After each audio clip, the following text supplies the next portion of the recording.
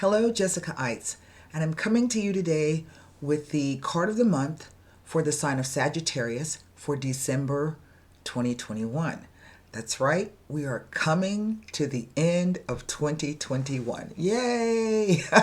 Okay, and so when I was meditating and asking the cards what message they would like to share with you for the month of December, they gave me your card. There is your card, the Temperance. It is Major Arcana number 14. Okay.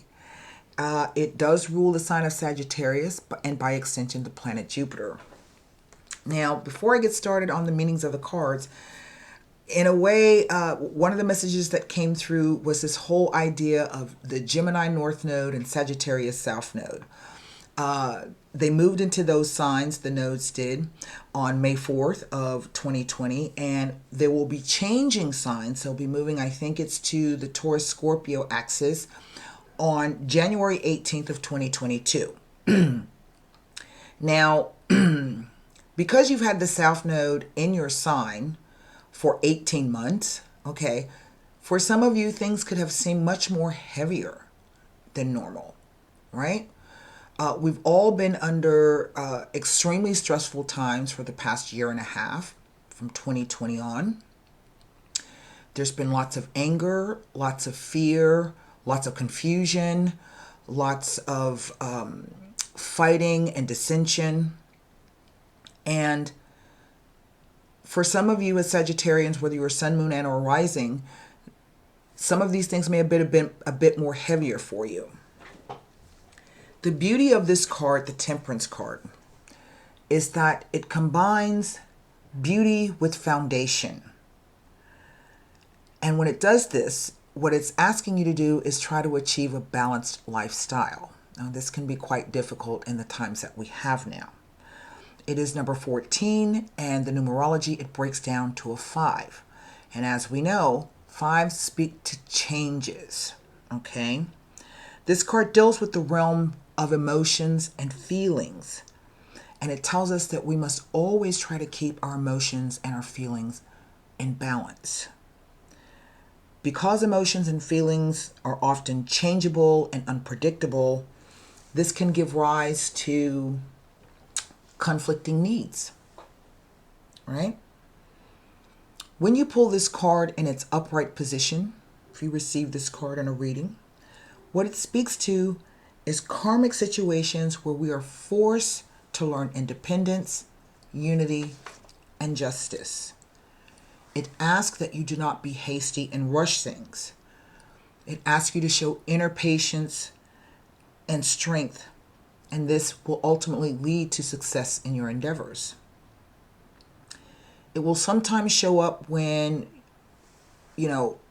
feeling things come up from the past to be dealt with again. Then what we have to do is reassess that situation, okay?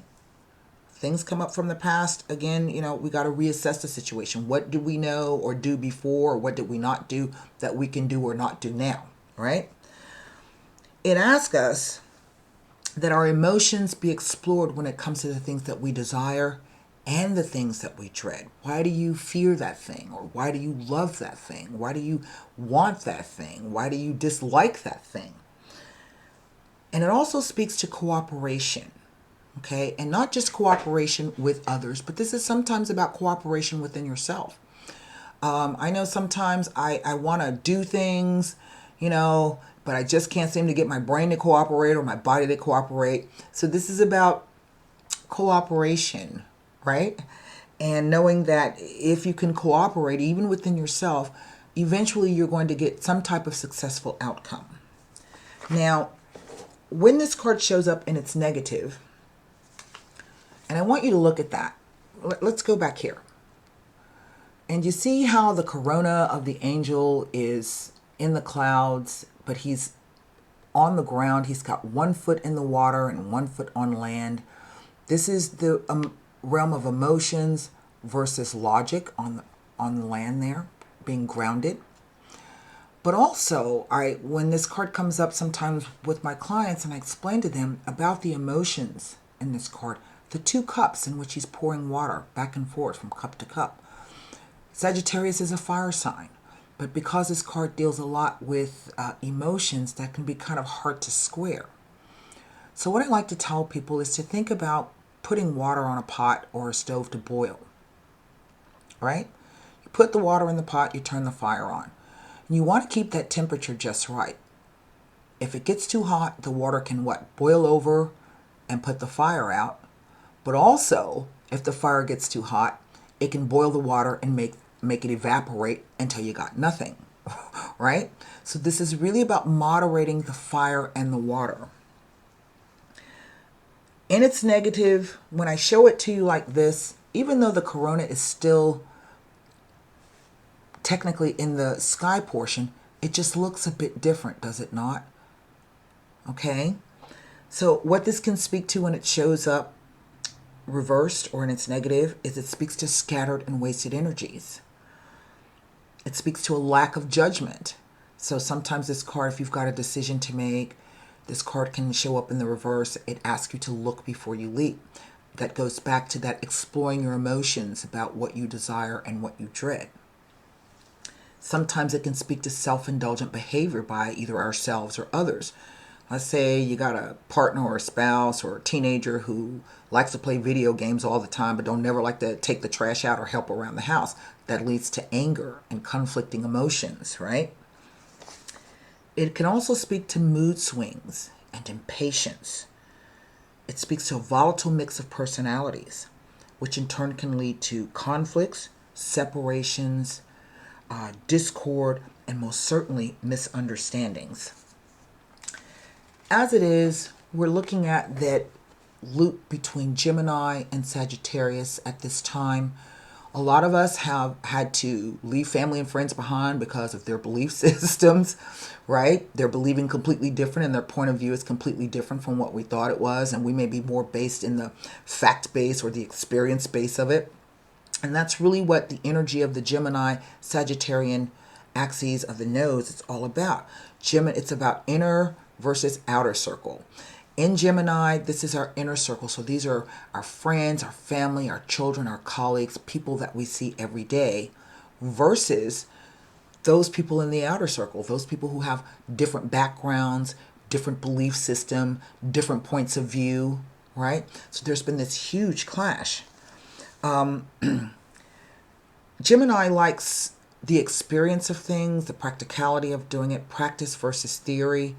Whereas Sagittarius likes to look at the books or look at the theories, or maybe these can be conspiracy theories even, you can say, right? And base their belief on that, right?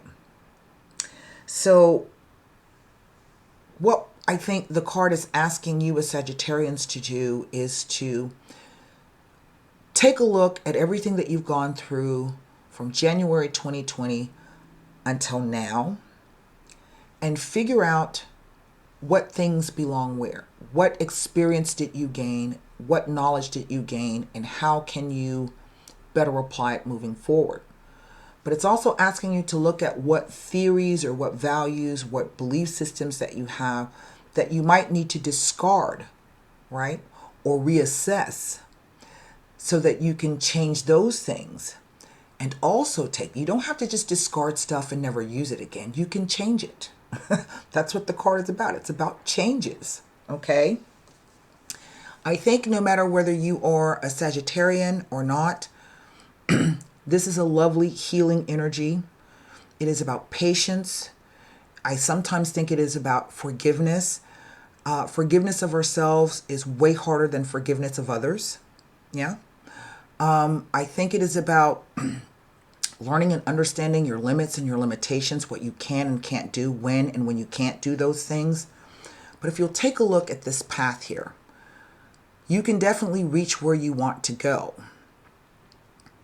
But you're just going to, it won't be the length and the time of the quality. It will be about the journey, the quality of the journey, of the experience. That's what I'm trying to say. It's not about the time that it takes you to get there, all the things you got to go through. It's really going to be about the quality of the journey and the experience of getting there. I hope this message helps you. It's a wonderful message to take into the end of the year. And so until next time, be good to yourselves, stay well, and namaste.